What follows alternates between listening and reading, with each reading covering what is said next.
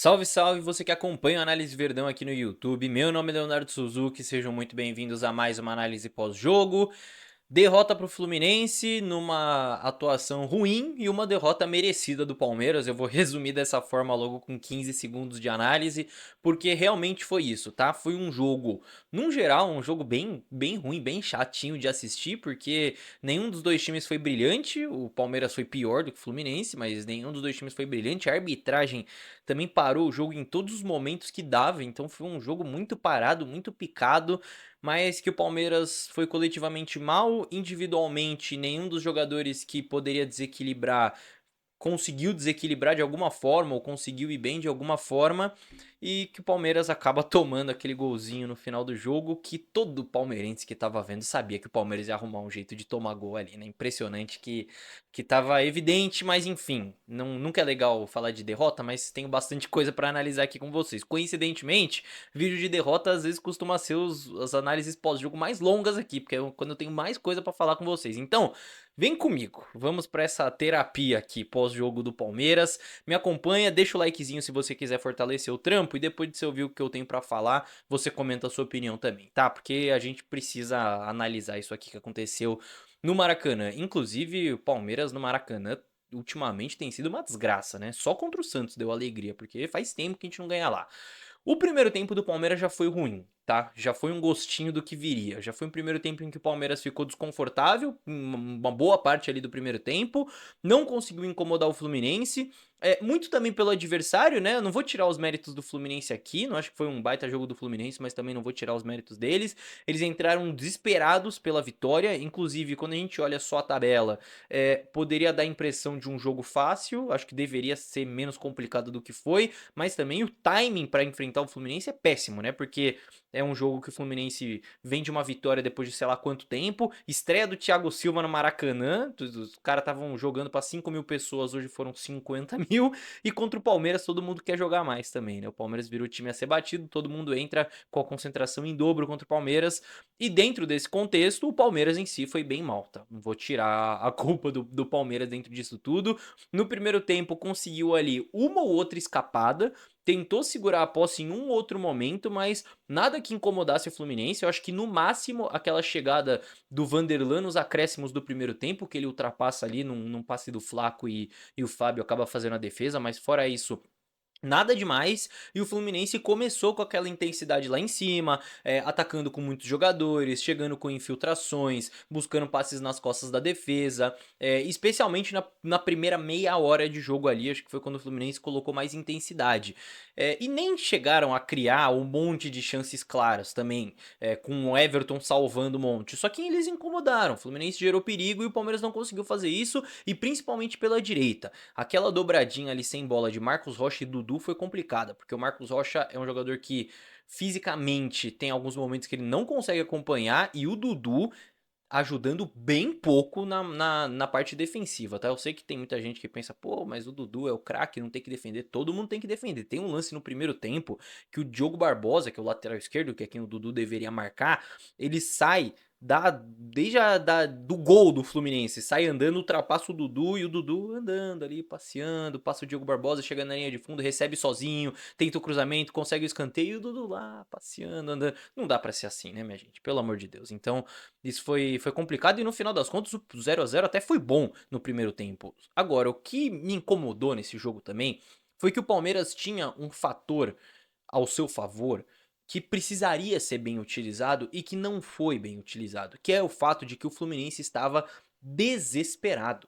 O Fluminense estava desesperado, era visível nos jogadores do Fluminense o desespero que eles estavam para conseguir uma vitória.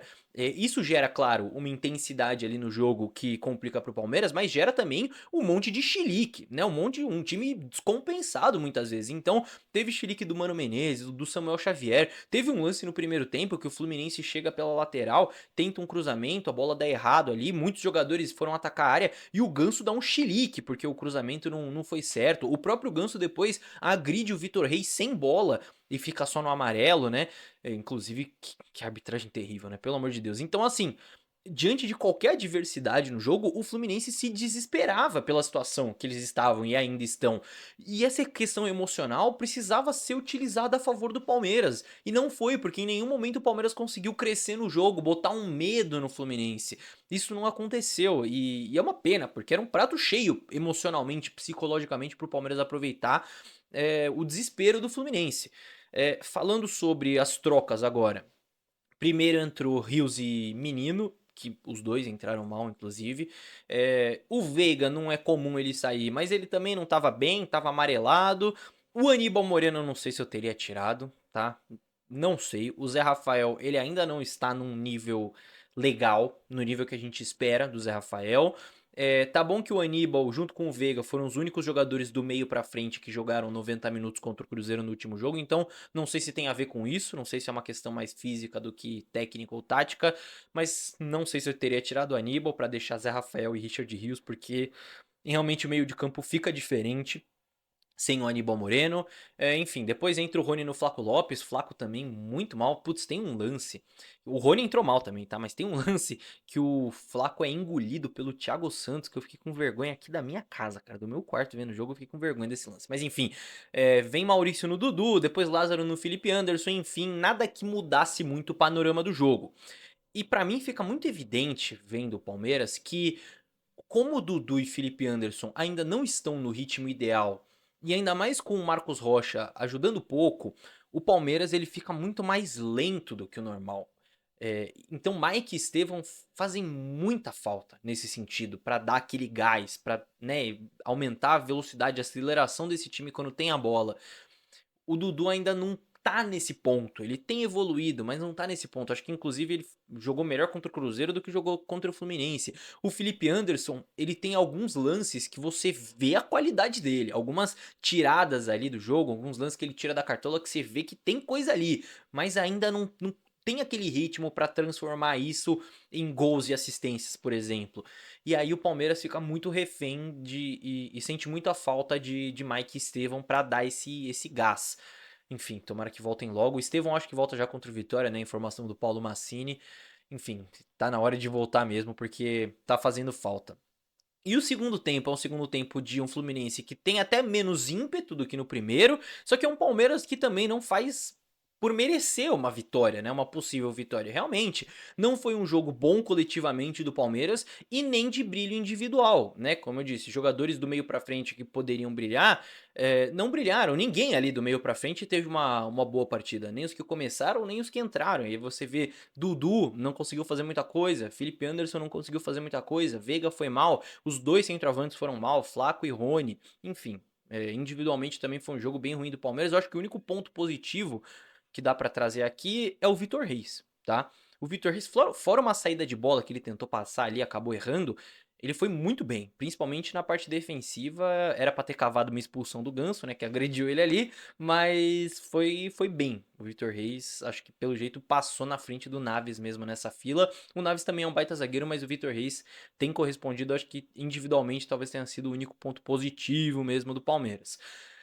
E aí, gente, diante de tudo isso, era um jogo que o Palmeiras não estava jogando bem e estava empatando fora de casa. Só que aí o Palmeiras toma um contra-ataque com basicamente só a dupla de zaga defendendo a área. Pô, pelo amor de Deus, 42 minutos do segundo tempo, você não está jogando bem na casa de um adversário que está desesperado, você vai tomar um contra-ataque com só os dois zagueiros protegendo o centro do campo? É sacanagem, né? É um lance que o Zé vai mal, né? Não evita de fazer a falta por já ter um amarelo. O Rocha vai mal. O Vanderlan vai mal, que não acompanha o Arias, que vem lá da direita, entra na área pra finalizar e o Vanderlan tá atrasado na jogada. É um jogo que já teria um gosto amargo se fosse um empate só pelo desempenho do Palmeiras.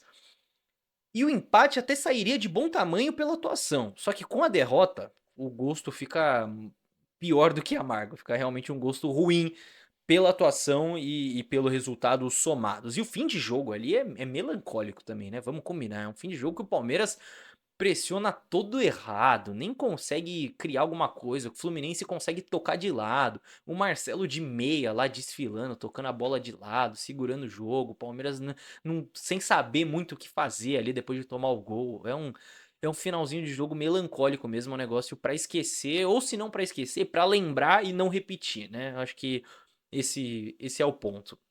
Enfim, tomara que não se repita essa atuação do Palmeiras nos próximos jogos, até porque teremos muitos jogos importantes daqui pra frente. Fim de primeiro turno, né? Importante dizer, e é um fim de primeiro turno que o Palmeiras finaliza com 36 pontos, se eu não me engano, o que não é uma campanha ruim, tá? É uma campanha boa do Palmeiras, de 36 pontos no primeiro turno. A questão é que não é a melhor campanha do campeonato, mas não é uma campanha ruim. Inclusive, se eu não me engano, se o Palmeiras ganhasse esse jogo contra o Fluminense, seria o melhor primeiro turno do Palmeiras na história do Brasileirão de pontos corridos. E nem ficaria em primeiro. Então, para vocês verem como realmente a competitividade tá alta.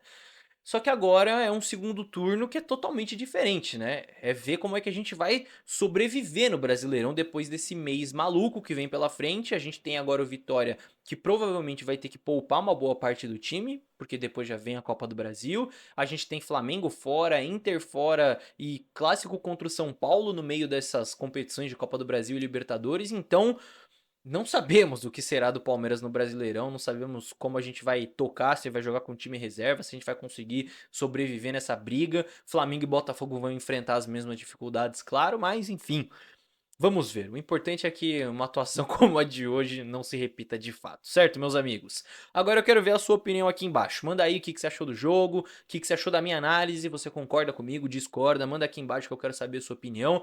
Se você chegou até o finalzinho do vídeo, deixa o seu like, que não custa nada, certo? Que é muito importante. E aguarde que teremos mais vídeos aí ao longo da semana. Agora que acabou o primeiro turno, eu quero fazer aquele famoso vídeo da matemática. Todo Brasileirão eu faço vídeo sobre matemática para quem é mais antigo aqui no canal, e eu quero fazer esse vídeo para calcular matematicamente quantos pontos o Palmeiras precisa fazer para disputar de fato esse título brasileiro. Fechou? Então espere esse vídeo, aguarde este vídeo que vai chegar em breve aqui no canal. Fechou, meus amigos?